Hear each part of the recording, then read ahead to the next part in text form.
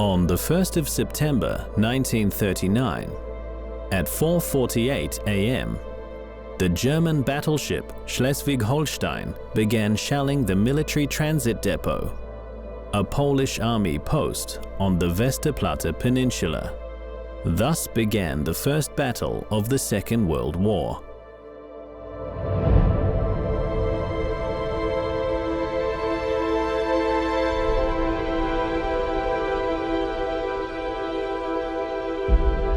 The Polish garrison at Westerplatte consisted of about 160 soldiers, against whom the Germans threw their infantry, navy, and air force.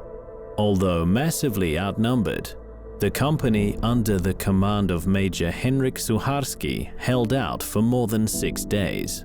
Despite the final surrender, the defense of the outpost was inscribed in gold in the history of the Polish military.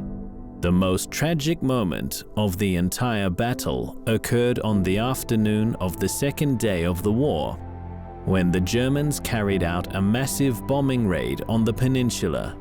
One of the aerial bombs hit guardhouse number 5, instantly reducing it to rubble and killing 7 of its crew. The nearby officer's villa was also severely damaged. Shortly after the war, a cemetery for the fallen defenders of Westerplatte was established in the immediate vicinity of these buildings. In 2022, the cemetery was modernized. According to the new design, the foundations of the demolished buildings became the gateway to the new burial site for soldiers. Slender tombstones are clustered around the monument of the Virtuti Militari Order, the highest Polish military award, with which all fallen soldiers were posthumously honored. Among the identical tombstones, a simple cross stands out, the resting place of Captain Franciszek Dąbrowski, the deputy commander whose courage and determination significantly influenced the course of the battle.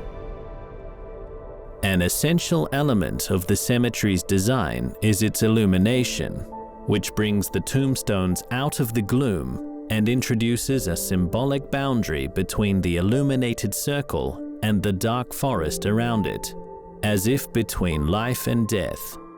Carefully selected and arranged light sources, invisible to visitors, illuminate only what is most important here, enhancing the mood of contemplation and melancholy. Subtle changes in light intensity shift the visitor's attention to successive tombstones, so that each soldier, for a few moments, becomes the most distinguished defender of Westerplatte. The shadows of the leaves on the stone slabs evoke yet another witness to those events, the forest, which for many days offered shelter to the defenders and suffered almost as much as they did.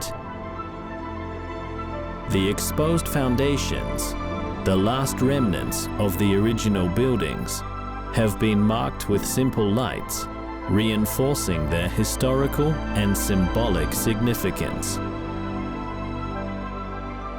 The subtle illumination of the cemetery emphasizes the beauty of the entire complex. It makes visiting it possible also after dusk and at dawn. For example, on the 1st of September, during yearly celebrations of the anniversary of the outbreak of World War II and the heroic defense of Westerplatte.